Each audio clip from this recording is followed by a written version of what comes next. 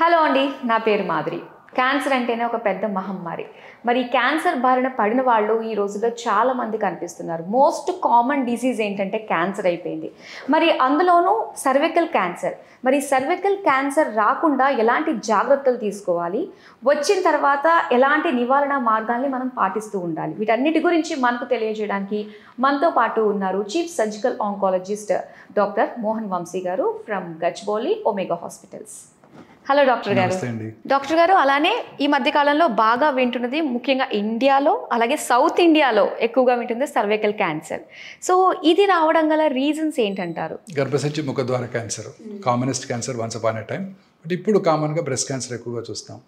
గర్భసంచి ముఖద్వార క్యాన్సర్ ఈ సౌత్ ఇండియాలో కోస్టల్ ఏరియాస్లో, ఒరిస్సా, కోస్టల్ ఆంధ్రప్రదేశ్, కోస్టల్ తమిళనాడులో చాలా కామన్గా చూస్తున్నామండి. ఎందుకంటే దీనికి కారణం ఏంటంటే humid environment.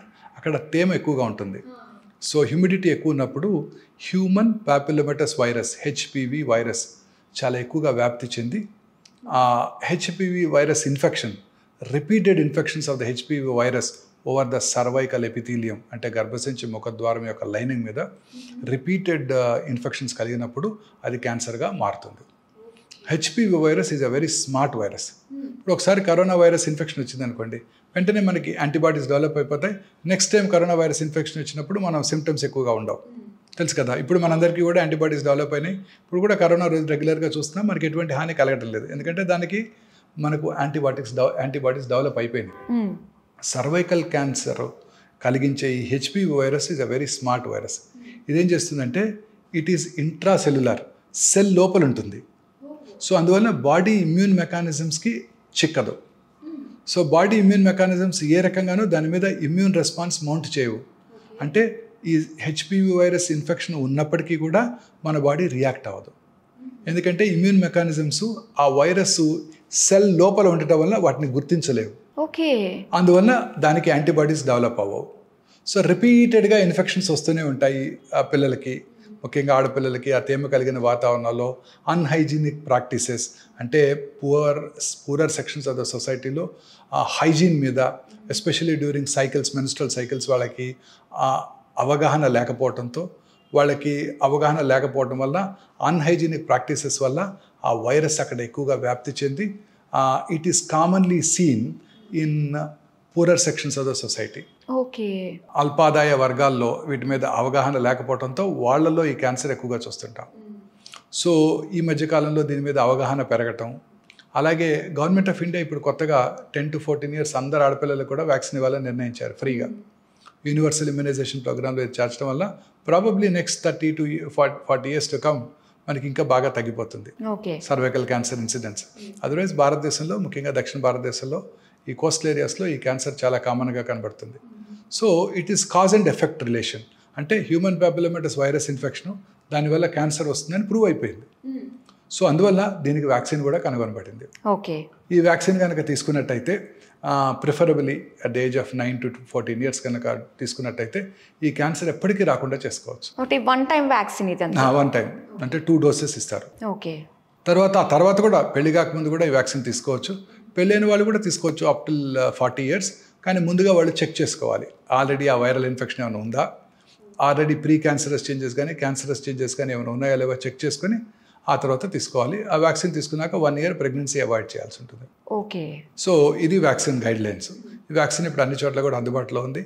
Government of India కూడా అందరికీ అందుబాటులోకి తీసుకొస్తుంది. ఇండియాలోనే తయారు చేయబోతున్నారు. సో అందువల్ల తక్కువ కాస్ట్తో అందుబాటులోకి వచ్చినట్టయితే మనం స్మాల్ పాక్స్ని, పోలియోని ఎట్లా ఎరాడికేట్ చేసామో I'm very confident we would be able to eradicate this cancer also. So అసలు ఇది కంప్లీట్గా ప్రివెంట్ చేయడం అయితే వన్స్ అసలు రాకుండా ఉన్నప్పుడే వ్యాక్సిన్ ద్వారా అంటాం అయిపోతుంది. సెకండరీ ప్రివెన్షన్ కూడా ఉంది. మిగతా క్యాన్సర్లో స్క్రీనింగ్ ద్వారా క్యాన్సర్ని ముందుగా గుర్తించవచ్చు. కానీ గర్భసంచి ముఖద్వార సర్వైకల్ క్యాన్సర్లో స్క్రీనింగ్ ద్వారా ప్రీ క్యాన్సరస్ ఫేజ్లోనే క్యాన్సర్ని గుర్తించవచ్చు. అంటే క్యాన్సర్ రాకముందే గుర్తించవచ్చు. It has a long pre cancerous phase. అంటే సిమ్టమ్స్ ఎలా ఉంటాయంటారు? సిమ్టమ్స్ ఏమి ఉండవు మేడం, సిమ్టమ్స్ ఏమి ఉండవు. క్యాన్సర్ రాకముందే ఇది ఈ సర్వైకల్ ఎపిథీలియం క్యాన్సర్గా మారుతుంది అన్న చేంజెస్ మనకి కనబడతాయి స్క్రీనింగ్ చేసినప్పుడు. సింపుల్ పాప్స్మియర్ టెస్ట్ చేయడం ద్వారా, clinical examination simple Pap smear test చేయడం ద్వారా మనము ప్రీ క్యాన్సరస్ ఫేజ్ అంటే క్యాన్సర్గా మారే క్రమంలో క్యాన్సర్గా మారకముందు ఉన్న ఫేజ్లోనే దాన్ని గుర్తించి దానికి తగు నివారణ చర్యలు తీసుకుంటే ఉన్నట్టయితే క్యాన్సర్ రాకుండా చేసుకోవచ్చు. ఓకే. బ్రెస్ట్ క్యాన్సర్ కానీ, ఓవేరియన్ క్యాన్సర్ కానీ, ప్రాస్టేట్ క్యాన్సర్ కానీ క్యాన్సర్ని ఎర్లీగా గుర్తించవచ్చు, అంతే తప్ప క్యాన్సర్ రాకుండా చేసుకోలేము. ఇక్కడ క్యాన్సర్ రాకుండా చేసుకోవచ్చు. దీనిని సెకండరీ ప్రివెన్షన్ అంటారు. సో అందుకని స్త్రీలంతా కూడా రెగ్యులర్గా once they are married first 3 years every year, ఆ తర్వాత కూడా ఇండియాలో సౌత్ ఇండియాలో అయితే ఎవ్రీ ఇయర్ రెగ్యులర్గా వాళ్ళ లేడీ డాక్టర్తో చెక్ చేసుకోవడం ద్వారా అవసరమైతే పాప్స్మియర్ టెస్ట్ కూడా చేయించుకున్నట్టయితే simple very cost effective test చేయించుకున్నట్టయితే ఈ క్యాన్సర్ రావడాన్ని ముందుగా పసిగట్టవచ్చు. ఓకే.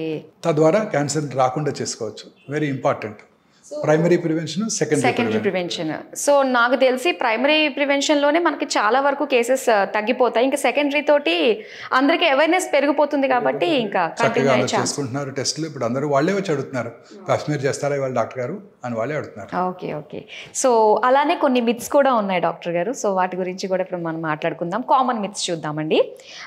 అంటే చాలా మంది భాగస్వాములు ఉన్న వాళ్ళకే సర్వైకల్ క్యాన్సర్ వస్తుంది అని చెప్పేసి. ఎవరికైనా రావచ్చు. Cervical epithelium is prone. ఇండియాలో ఎస్పెషలీ మనం డిస్కస్ చేసినట్టు సౌత్ ఇండియాలో హెచ్పివి వైరస్ ఇన్ఫెక్షన్ వాళ్ళు ఎవరికైనా క్యాన్సర్ రావచ్చు.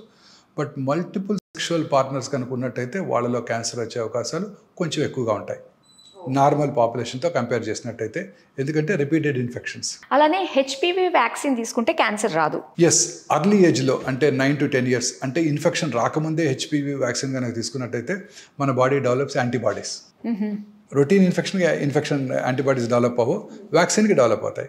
సో తద్వారా సెకండ్ థర్డ్ ఇన్ఫెక్షన్స్ని ఈ యాంటీబాడీస్ దాంట్ని ఇన్ఫెక్షన్ యొక్క అగ్రెసివ్నెస్ని తగ్గిస్తాయి. ఓకే. తద్వారా క్యాన్సర్ రాకుండా చేస్తాయి. బట్ హెచ్పివి వ్యాక్సిన్ కనుక లేట్ ఏజ్లో తీసుకున్నట్టయితే వాళ్ళు కూడా రెగ్యులర్గా స్క్రీనింగ్ చేసుకోవడం మంచిది. అంటే పెళ్ళైన తర్వాత 30-40 years వచ్చినా కూడా వ్యాక్సిన్ తీసుకుంటుంటారు. వాళ్ళు రెగ్యులర్గా స్క్రీనింగ్ కూడా చేసుకోవాలి. నేను వ్యాక్సిన్ తీసుకున్నాను నాకు ఇంకా రాదు అని అనుకోకూడదు. అంటే ఈ సర్వైకల్ క్యాన్సర్ అనేది ఏ వయసు వరకైనా వస్తుందా? జనరల్గా ఓల్డ్ ఏజ్లోనే వస్తుంది, బట్ ఏ వయసు వాళ్ళకు కూడా రావచ్చు. I had seen 20 years 24 years cervical cancer వచ్చిన వాళ్ళు చూశాను. ది ఓన్లీ డిఫరెన్స్ మిగతా క్యాన్సర్స్తో పోల్చినట్టయితే cervical cancer is generally curable if you diagnose very early. Stage 1, Stage 2 కూడా క్యూర్ అయ్యే అవకాశాలు చాలా ఎక్కువ మిగతా క్యాన్సర్స్తో పోల్చినట్టయితే. ఓకే. మనకి ఎలాంటి సిమ్టమ్స్ లేకపోతే మనం సేఫ్ అయినట్టేనా? నో, సిమ్టమ్స్ లేకుండానే ఉంటాయి. క్యాన్సర్స్ ఏవి సిమ్టమ్స్ కలిగించవు, they are silent killers. Okay. Symptoms ఏవి ఉండవు. సిమ్టమ్స్ లేకపోయినప్పటికీ కూడా రెగ్యులర్గా మీరు స్క్రీనింగ్ చేయించుకోవటం, సంవత్సరానికి ఒకసారి మీ లేడీ డాక్టర్తో పరీక్ష చేయించుకోవటం, అలాగే అదే టైంలో బ్రెస్ట్ ఎగ్జామినేషన్ చేయించుకోవటం, పాప్స్మియర్ తీసుకోవటం, ఇవన్నీ కూడా చాలా ఇంపార్టెంట్. తద్వారా క్యాన్సర్ రావడాన్ని ముందుగా పసిగట్టవచ్చు. అన్ని క్యాన్సర్స్ కూడా సైలెంట్ కిల్లర్స్. సిమ్టమ్స్ ఏవి లేవు కదా డాక్టర్ దగ్గరికి ఎందుకు వెళ్ళాలి అనుకోకూడదు. అట్ రిస్క్ గ్రూప్స్ అందరూ కూడా రెగ్యులర్గా స్క్రీనింగ్ చేయించుకోవడం ద్వారానే క్యాన్సర్ రావడాన్ని ముందుగా పసిగట్టవచ్చు. ఓకే. సో ఇప్పుడు అన్కామన్ మిత్స్ గురించి మనం బ్రేక్ చేసే ప్రయత్నం చేద్దామండి. అయితే ఈ హెచ్పివి అనేది మగవాళ్ళకి రాదు అంటారు, ఎంతవరకు? లేదు, హెచ్పివి మగవాళ్ళకి కూడా వస్తుంది, బాయ్స్ కూడా వస్తుంది. బాయ్సే కామన్గా ఇది ఇన్ఫెక్ట్ చేసేది ఆడవాళ్ళని. వీళ్ళు హ్యాపీగానే ఉంటారు, వాళ్ళు పాపం సఫర్ అయ్యేది. సో అందుకే దేర్ ఆర్ క్లినికల్ ట్రయల్స్లో బాయ్స్కే హెచ్పివి వ్యాక్సిన్ ఇచ్చేస్తే ఆడవాళ్ళు కూడా రాకుండా చేయొచ్చు అని క్లినికల్ ట్రయల్స్ జరుగుతున్నాయి. ఆ క్లినికల్ ట్రయల్స్ అయిపోయిన తర్వాత బాయ్స్ కూడా వ్యాక్సిన్ ఇవ్వడం జరుగుతుంది. తద్వారా వాళ్ళ పార్ట్నర్స్కి ఇన్ఫెక్షన్ రాకుండా చేసుకోవచ్చు. పూర్ హైజీన్ వల్ల కూడా ఇలా క్యాన్సర్ వచ్చే అవకాశం ఉంటుంది. Yes, very correct. Improper hygiene, అవగాహన లేకపోవటం, మెన్స్ట్రల్ సైకిల్స్ అప్పుడు ఎలాంటి జాగ్రత్తలు తీసుకోవాలి అని ఆడపిల్లలు అవగాహన లేకపోవటం, ఆర్థికంగా ఇబ్బందుల్లో ఉండటం, శానిటరీ నాప్కిన్స్ ఖరీదు చేసుకోవడానికి ఇబ్బందిగా ఉండటం, వీటి వల్ల క్యాన్సర్ వచ్చే అవకాశాలు ఎక్కువగా ఉంటాయి. Poor hygiene causes repeated viral infection. Tampons use వల్ల కూడా క్యాన్సర్ వచ్చే అవకాశం ఉంది? నో, టాంపాన్స్ యూజ్ చేయడం వల్ల క్యాన్సర్ రాదు. దాన్ని రెగ్యులర్గా హైజీన్ కనుక మెయింటైన్ చేసినట్టయితే క్యాన్సర్ రావడాన్ని నివారించవచ్చు. సో హిస్టరెక్టమీ చేసుకుంటే కనుక మనకి క్యాన్సర్ రాకుండా ఒక రక్షణగా ఉంటుందంటారు, నిజమేనా? నో, హిస్టరెక్టమీ చేసుకోవడం వల్ల అనేక రకాలైన ప్రాబ్లమ్స్ ఉంటాయి. ముఖ్యంగా చిన్న వయసులో హిస్టరెక్టమీ చేసుకున్నప్పుడు ఓవరీస్ కూడా దెబ్బతినిపోయే ప్రమాదం ఉంది. ఆ ఓవరీస్ దెబ్బతిన్నట్టయితే మెనోపాజ్ తొందరగా వచ్చేస్తుంది. పోస్ట్ మెనోపాజల్ ప్రాబ్లమ్స్, స్త్రీలలో ఆస్టియోపోరోసిస్, క్యాన్సర్స్ వచ్చే అవకాశాలు, అలాగే సెరిబ్రోవాస్కులర్ యాక్సిడెంట్స్ వచ్చే అవకాశాలు చాలా ఎక్కువగా ఉంటాయి. సో అందువల్ల hysterectomy is not the solution for cancer risk. Okay. అందువల్ల హిస్టరెక్టమీ వల్ల క్యాన్సర్ రాదు అని అనుకోకూడదు. దానికన్నా మోస్ట్ ఇంపార్టెంట్ రెగ్యులర్ స్క్రీనింగ్, క్లినిషియన్తో ఎగ్జామినేషన్ చేయించుకోవటం. చాలా ఈజీగా ఈ క్యాన్సర్ని గుర్తించవచ్చు. క్లినికల్ ఎగ్జామినేషన్ చేసి డాక్టర్ గారు చెప్పేస్తారు, వాళ్ళ లేడీ డాక్టర్ గారు. ఏమైనా డౌట్ ఉన్నట్టయితే కాల్పోస్కోపీ ఎగ్జామినేషను, పాప్స్మియర్ ఎగ్జామినేషను, చాలా ఈజీగా ఈ క్యాన్సర్ని ఐడెంటిఫై చేయవచ్చు. Most inexpensive technology. అలానే వంశపారంపర్యంగా కూడా సర్వికల్ క్యాన్సర్ వచ్చే అవకాశం ఉంది? క్యాన్సర్ వంశపారంపర్యమైన జబ్బు కాదు. Only 6 cancers: ovarian cancer, breast cancer, colon cancer, thyroid cancer, prostate cancer, pancreatic cancer. ఈ వేళ్ల మీద లెక్క పెట్టదగిన కొన్ని 6 క్యాన్సర్స్లో మాత్రమే ఫ్యామిలీలో కనుక, అదే ఫస్ట్ డిగ్రీ రిలేటివ్స్లో కనుక క్యాన్సర్ ఉన్నట్టయితే మిగతా వాళ్ళ క్యాన్సర్ వచ్చే అవకాశాలు ఎక్కువగా ఉంటాయి తప్ప వాళ్ళకి వస్తుందని కాదు.